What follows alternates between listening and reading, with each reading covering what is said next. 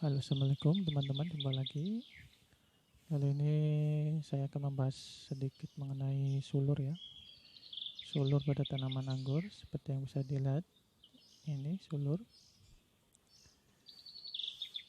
Sulur ini akan tumbuh bersamaan dengan tumbuhnya tunas pada tanaman anggur. Dia akan tumbuh di samping atau di sebelahnya daunnya. Dia akan terus tumbuh. Fungsi sebenarnya dia akan berhubung anggur ini tanaman merambat. Jadi si sulur ini akan mengikat dimanapun yang akan menjadi rambatan tanaman anggur. Cuman bisa dilihat di tanaman saya ini nggak ada sulur yang saya pelihara. Bisa dilihat, ini hanya yang di ujung-ujung saja yang belum saya buangin. Nah, ini terlihat bekas saya potes ya. Jadi sebenarnya di seberang dari tiap daun itu pasti ada sulurnya. Hampir setiap daun sih. Kadang ada yang 2-3 daun baru ada sulurnya lagi. Tapi di tanaman anggur saya ini saya buangin semuanya. Dari sekecil ini saya mulai buangin karena nggak bermanfaat menurut saya di metode sistem tralis yang saya pergunakan ini. Karena sistem tralis saya ikat semuanya di kawat ya, tiap batangnya. Ini bekasnya. Ini saya buangin, tujuannya ada maksud dan tujuannya mengapa saya buang. Yang pertama karena memang gak bermanfaat. Yang kedua, si sulur ini akan membuang sia-sia dari makanan yang ada di tanaman ini. Jadi daripada makanan ini dibuang, maksudnya makanannya disalurkan ke sulur, lebih baik disalurkan ke batang atau ke daun. Nah, efeknya seperti ini. Jarak antar daun panjang, pertumbuhan tunas pun cepat.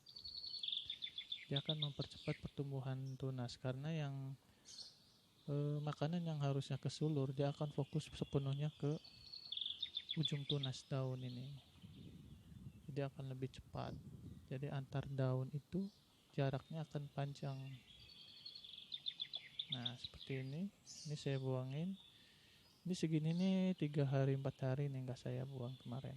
Biasanya 2 hari sekali saya kontrol, saya buangin. Kecil-kecil seperti ini udah saya buangin. Ini di ketiak daunnya di tunas air. Ini di anggur. Sistem trellis yang saya pelihara menggunakan sistem trellis di usia 3 bulan ini udah segini nih. Panjangnya ke kanan ke kiri udah 5 meter totalnya. Dengan batang tersier yang sudah sepanjang ini. Ini karena dari awal tanam saya sudah menerapkan sistem ini. Sulur yang tumbuh di setiap ujung tunas akan saya buang. Jadi pertumbuhan tunas tuh makin lebih ngacir lagi. Bisa dilihat nggak ada sulur yang saya pelihara, cuma ada di ujung saja yang belum saya buangin. Ya, ini banyak sekali yang belum dibuang juga. Ini 2-3 hari ini biasa saya kontrol ini.